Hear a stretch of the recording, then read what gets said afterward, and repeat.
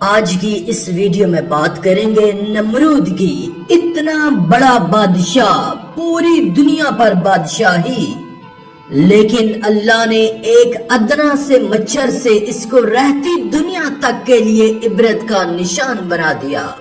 اس سبق آمیز ویڈیو کو پورا ضرور دیکھیں اور اگر پسند آئے تو کمنٹ میں اللہ اکبر لکھ کر اللہ کی قدرت چینل کو سبسکرائب کر دیں۔ شکریہ۔ نمرود بادشاہ کا پورا نام نمرود بن کنعان بن سام بن نو تھا۔ اس کا پایہ تخت بابل تھا۔ دنیا کی مشرق و مغرب کی سلطنت رکھنے والے 4 پیدا ہوئے، جن میں سے 2 مومن اور 2 کافر تھے، حضرت سلیمان بن داؤد اور حضرت ذوالقرنین، اور کافروں میں نمرود اور بخت نصر۔ کیونکہ ایک عرصہ بعید سے یہ بادشاہ چلا آتا تھا، اس لیے دماغ میں رعونت اور انانیت آ گئی تھی۔ سرکشی اور تکبر اور غرور اس کی طبیعت میں سما گیا تھا۔ بعض لوگ کہتے ہیں کہ 400 سال تک حکومت کرتا رہا۔ نمرود بن کنعان بڑا جابر بادشاہ تھا۔ سب سے پہلے اسی نے تاج شاہی اپنے سر پر رکھا۔ اس سے پہلے کسی بادشاہ نے تاج نہیں پہنا تھا۔ یہ لوگوں سے زبردستی اپنی پرستش کرواتا تھا۔ کاہن اور نجومی اس کے دربار میں بکثریت اس کے مقرب تھے۔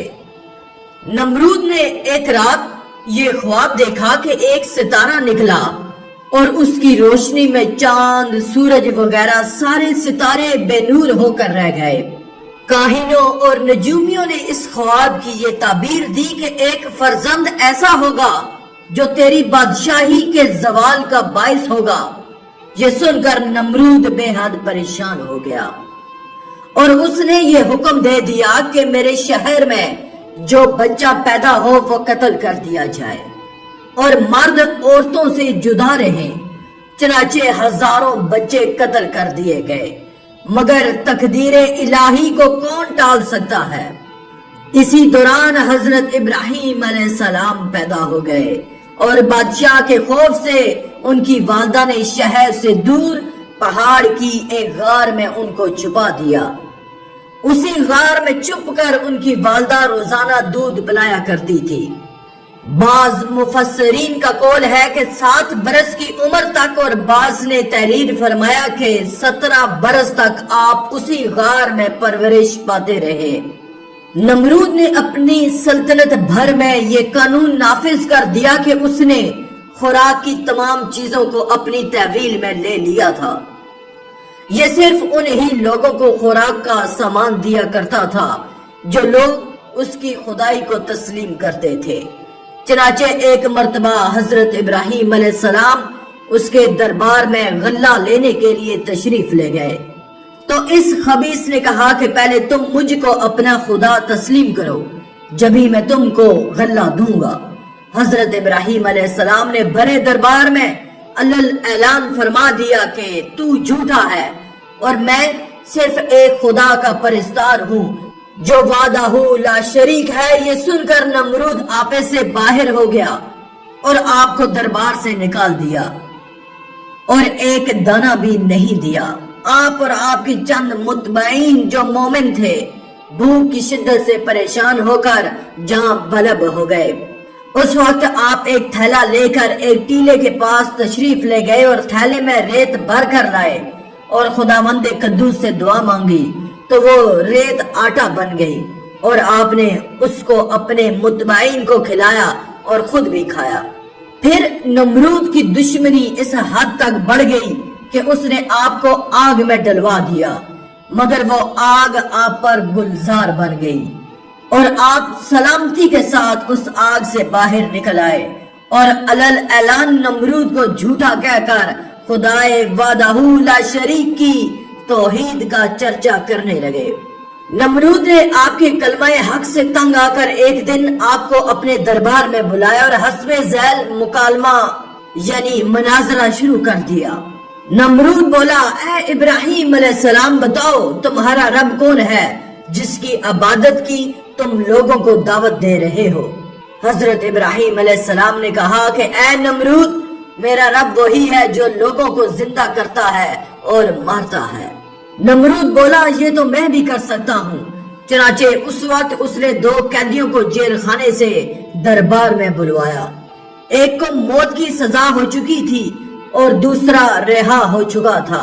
نمرود نے پھانسی پانے والے کو تو چھوڑ دیا اور بے قصور کو پھانسی دے دی اور بولا کہ دیکھ لو، جو مردہ تھا میں نے اس کو زندہ کر دیا اور جو زندہ تھا میں نے اس کو مردہ کر دیا۔ حضرت ابراہیم علیہ السلام سمجھ گئے کہ نمرود بالکل ہی احمق اور نہایت ہی گھمنڈی آدمی ہے، جو زندہ اور مارنے کا یہ مطلب سمجھ بیٹھا۔ اس لیے آپ نے اس کے سامنے ایک دوسری بہت ہی واضح اور روشن دلیل پیش فرمائی۔ چنانچہ آپ نے ارشاد فرمایا کہ اے نمرود، میرا رب وہی ہے جو سورج کو مشرق سے نکالتا ہے۔ اگر تو خدا ہے تو ایک دن سورج کو مغرب سے نکال دے۔ حضرت ابراہیم علیہ السلام کی یہ دلیل سن کر نمرود حیران رہ گیا اور کچھ بھی نہ بول سکا۔ اس طرح یہ مناظرہ ختم ہو گیا اور حضرت ابراہیم علیہ السلام اس مناظرے میں فتح مند ہو کر دربار سے باہر تشریف لائے اور توحید الہی کا وعظ علل اعلان فرمانا شروع کر دیا۔ قرآن مجید نے اس مناظرے کی روداد ان لفظوں میں بیان فرمائی کہ جس کا ترجمہ ہے کہ اے محبوب، کیا تم نے نہ دیکھا تھا اسے جو ابراہیم سے جھگڑا اس کے رب کے بارے میں، اس پر کہ اللہ نے اسے بادشاہی دی، جبکہ ابراہیم نے کہا کہ میرا رب وہ ہے کہ جلاتا اور مارتا ہے۔ بولا میں جلاتا اور مارتا ہوں۔ ابراہیم علیہ السلام نے فرمایا تو اللہ سورج کو لاتا ہے پورب سے، تو اس کو پچھم سے لے آؤ۔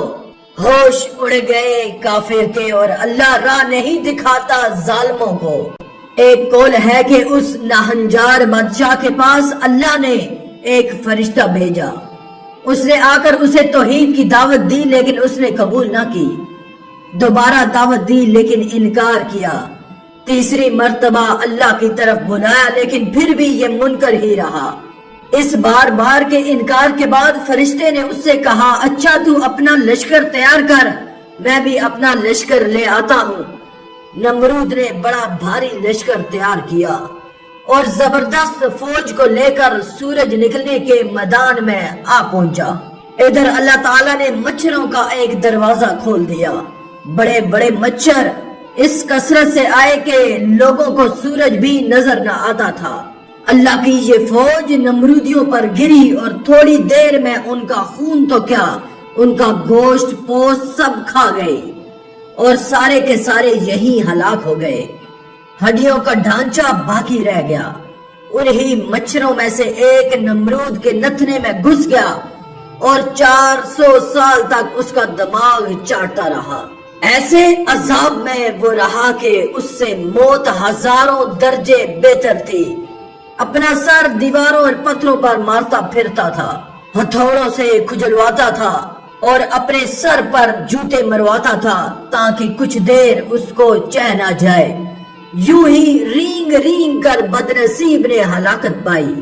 آخر میں اللہ سے دعا ہے کہ اللہ ہمیں نیک اعمال کرنے اور برائی سے بچنے اور بچانے کی توفیق عطا فرمائے۔ آمین یا رب العالمین۔